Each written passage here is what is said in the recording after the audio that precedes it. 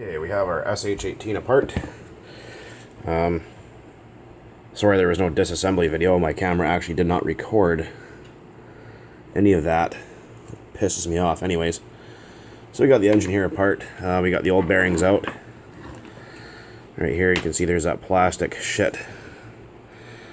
Plastic shielded bearings, I mean, they just fall right apart in your hands even though they're brand new. Absolute garbage. People say, oh, plastic shielded bearings are better. I don't believe it because I've had these fall apart several times. So the bearings we're going with are Fast Eddy for an OS 12 CVR. Just if you look up this part number on eBay here, you will find the bearings for your SH18. So next we're going to prepare the bearings. And this is an important step.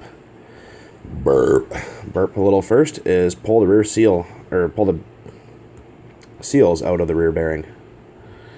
Because if you don't, the rear bearing gets no oil and it doesn't last. It goes bang. Just be careful when you're doing this. Just use like a safety pin and just try to like stab the bearing or try to muck it up if you can. Try not to is what I mean. And then just like that. And these already have a little bit of kind of grease in them from factory. So how we're going to do this is we're going to take, oh yeah, and also important, remove one seal from your front bearing. Doesn't matter which one you want to take out. Whatever one makes you happiest. Like so. Alright, so what we're going to do is we're going to take our crank, just clean it off really quick, a little bit of brake parts cleaner.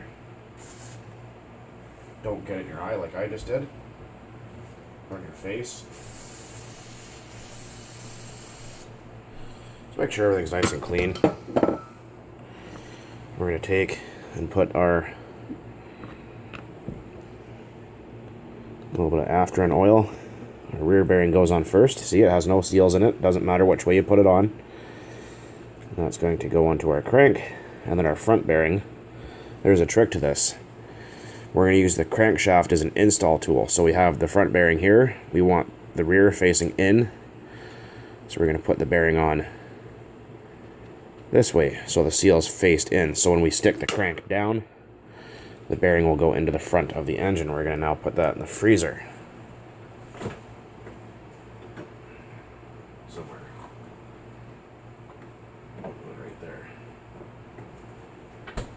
Top of the Parmesan cheese. Here we have our engine block. Haven't done anything to it. There's actually a little bit of schmutz in there from the factory, so we're just going to take and clean this thing out before we put it back together. And I'm just using Clean Flow non-chlorinated brake cleaner. It's cheap. It's like $2 a can or something like that. You can pretty much get it anywhere really. I'm just going to take and clean out any kind of deposits or gunk or fun stuff that's in there that we don't want. Other than that, I mean, the casting is nice. It's actually pretty well made.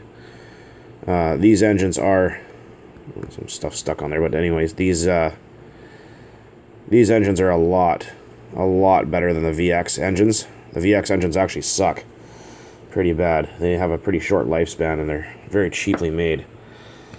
Other things here, I mean, if you look at the connecting rod, it's nicely made. It's actually bronze bushed at both ends. There's actually a bronze bushing on the top. The VX18 engines are often sloppy and just, I mean, whatever, they're okay, but they're not the greatest. The SH will hammer it every time and outlast it too. I'm going to take and just clean up everything a little tiny bit while our crankshaft cools down. And we're going to be using some castor oil for assembly. You know, clots. So we're going to take and put a little drop there.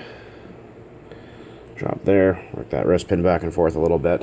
One-way bearing, we don't need anything to do anything to it other than just give it a quick clean. It doesn't need oil.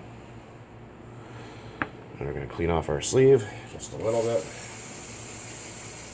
Exact same engine I have in my RC10 GT, which you guys saw me rebuild, except the one that I have in there has a blue cylinder head. That's the only difference. That glow plug's actually not for this engine. I just stuck it in there for just because. Cheap sons of bitches, they couldn't even send me a new glow plug with the engine. Fucking outrageous. But so yeah, these are the the bearings here that came out of it. Like I said, I'll put this motor back together on camera, but my freaking stupid phone didn't record. People say, oh yeah, these bearings are better, the plastic shouldered ones. I don't think they are. I mean, you have a piece of plastic inside of an engine that spins at ungodly RPMs. And, you know, hot, cold, all that nitro and methanol and oil, it's eventually going to degrade that plastic. And that's what happened to my first one. Was the plastic just fell apart after about 4 tanks and just took the motor out. And it broke the connecting rod. The side of the block was fine, so I just reused that, bought a new connecting rod, and happened to have a set of these bearings that I actually bought by mistake, thinking they would fit an OS12 CV, and they didn't. I decided, hey, I wonder if those would fit, and they did. So I've not had any problems since. Because what the rear bearing does is that plastic falls apart, and all the ball bearings just start falling out into the bottom of your engine. That just, it kills everything. Okay, enough jibber jabber. Let's get on with it. So I take our after-run oil, put a little bit in the front, a little bit down the center bore, a little bit in the back. Just helps with things going together a little more smooth. You don't have to, but I like to. It's just what I do, and it works. So now we're gonna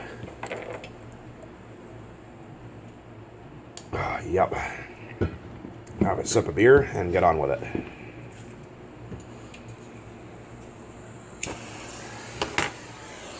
I'm gonna take and just heat this guy up. Oven mitt handy. You know, so you don't have to get this crazy hot. Probably about 250, 275 degrees maybe. You don't want to just leave the torch like this on one spot. You want to keep the heat moving. A lot of people go, oh, it's so bad. You're just using oven. Well, power's expensive here, and I've done hundreds and hundreds of engines this way and never had a problem. So, sue me.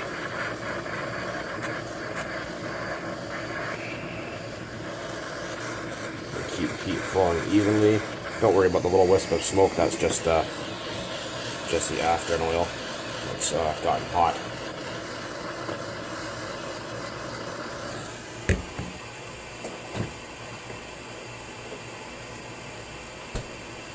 Just enough to drop the temperature on those a little bit.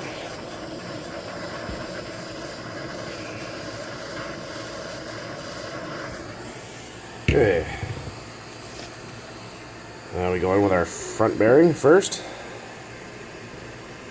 Oh, it got stuck.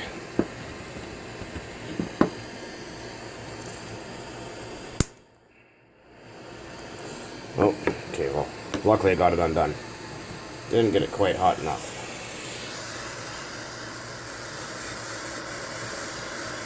That's why I like to usually freeze my bearings for a little bit longer, but pretty sure you guys don't want to just sit here and watch me freaking piss around with this shit forever, so I'm trying to get a bit of a move on here. Alright, should be hot enough. First bearing, like that. And our rear bearing goes right in after.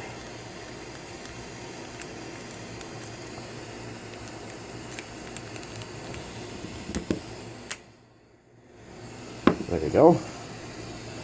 Give the crank a bit of a tug to make sure everything's seated. And there we go. Just like so. Everything turns nice and smooth and free. Everything's hot as hell, but that's okay.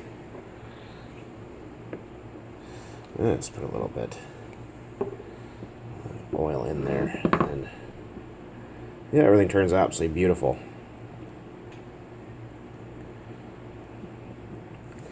So now basically what you gotta do is just let that cool down to ambient temperature. You can assemble it while it's hot if you want, but you're probably going to burn the crap out of yourself. Anyways, we're running out of film space here, so there will be a part 2 to this being put back together, since I cannot pause with my phone. Anyways, talk to you later, guys.